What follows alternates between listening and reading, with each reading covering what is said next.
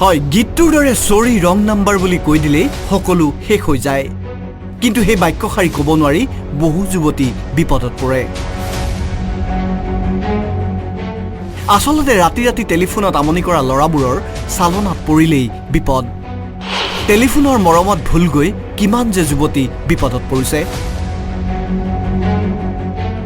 প্ৰেমিকে টেলিফোনত দিয়া নামবোৰ শুনি প্ৰেমত হাবুডুবু হৈ পৰে বহু যুৱতী। মাধু, বৰ্ণ, লাকু আদি নামবোৰ দি মাতিলে আপোন ভোলা হৈ পৰে বহু যুৱতী। তেনে ৰং নাম্বাৰে কিমানৰ যে জীৱনৰ ৰং সলনি কৰি পেলায়, তাৰ উদাহৰণ এগৰাকী যুৱতী। মই এজনী হিন্দু ছোৱালী। এজন ল'ৰাই মোক 2.5 বছৰ আগতে মানে ৰং নাম্বাৰ লাগি ফোন কৰিছিল মোৰ তাতে। ফোন কৰি নিজকে প্ৰথমতে হিন্দু বুলি পৰিচয় দিয়ে। যেতিয়া মই গম পাইছোঁ সি মুছলিম বুলি কিনে মানে ইয়াৰ লগত কোনো সম্পৰ্ক নোহোৱাৰ আগতে মানে ভিডিঅ' কলত আমাৰ কিবা কিবি হৈ গৈছে, সেইখিনি সি ৰেকৰ্ড কৰি ৰখি দিছে।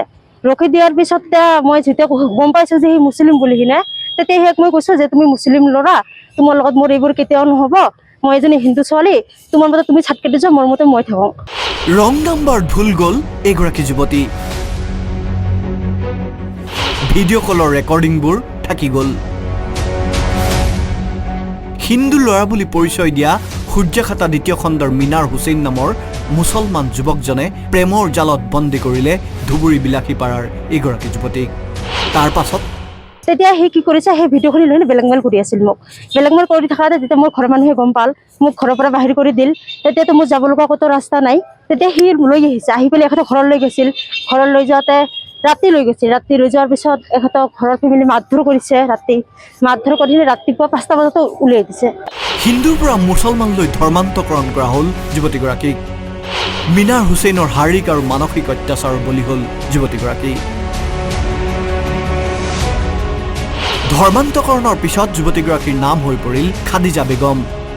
ধৰ্মান্তকৰণৰ পিছত হোৱা বিয়াখনো আছিল সম্পূৰ্ণৰূপে ভুৱা। আচলতে মিনাৰ লগত সপোন দেখাটোৱেই যুৱতীগৰাকীৰ ডাঙৰ ভুল। এতিয়া মিনাৰো নাই। বিলাসীপাৰাৰ কবিতৰ খোৱা গাঁৱৰ ভাড়াঘৰত যুৱতীগৰাকীক এৰি থৈ পলাল মিনাৰ। মিনাৰ হৈছিল ল'ৰাজনৰ নাম, আৰু এখেতৰ ঘৰ সূৰ্যখাতা পাত্ৰ। এতিয়া তোমাক ক'ত আনিছে? এতিয়া মানে যেতিয়া সি আনাৰ পিছত তেতিয়া ধৰ্ম চেঞ্জ কৰাল। সি মোক নিজে নিজে বুদ্ধি দি পেলাই দিয়াৰ পিছত তেতিয়া সি ধৰ্মটো চেঞ্জ কৰাল, বিয়া পাতিল। ইমান দিন ঠিকেই আছিল। তাৰপিছত ঘৰৰ মানুহ সদায় বুদ্ধি দি থাকে যে তাক এৰি থৈ আমি আৰু এজনী বেলেগ ছোৱালী সৈতে বিয়া পাতি দিম, তাই বেয়া। সেনেকে মানে ফোন কৰি থাকে, যোগাযোগ কৰি থাকে, মানে সকলোবোৰ ঠিকে আছিল।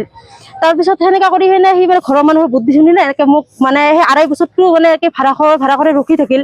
ৰখি থকাৰ পিছত এতিয়া মানে এপ্ৰিলৰ 13 তাৰিখৰ দিনাখনে মোক মানে এৰি থৈ পলাল। ঘৰৰ মানুহে মানে সিয়াক মানে নি পেলাই ক'ত ৰখিছে আজি পৰ্যন্ত সিয়াৰ মানে কোনো খবৰ পোৱা নাই।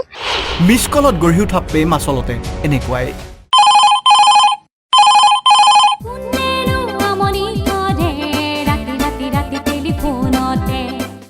প্ৰেমত হাবুডুবু খাই ঘৰৰ মানুহকো চিনিব নোৱাৰা বহু যুৱতী এনেকৈয়ে বিপদত পৰে। নিজকে হিন্দু যুৱক বুলি পৰিচয় দিয়া ধুৰন্ধৰ মিনাৰ ক'ত? মিনাৰক বিচাৰি অভিযান তীব্ৰতৰ কৰিছে বিলাসীপাৰা আৰক্ষীয়ে।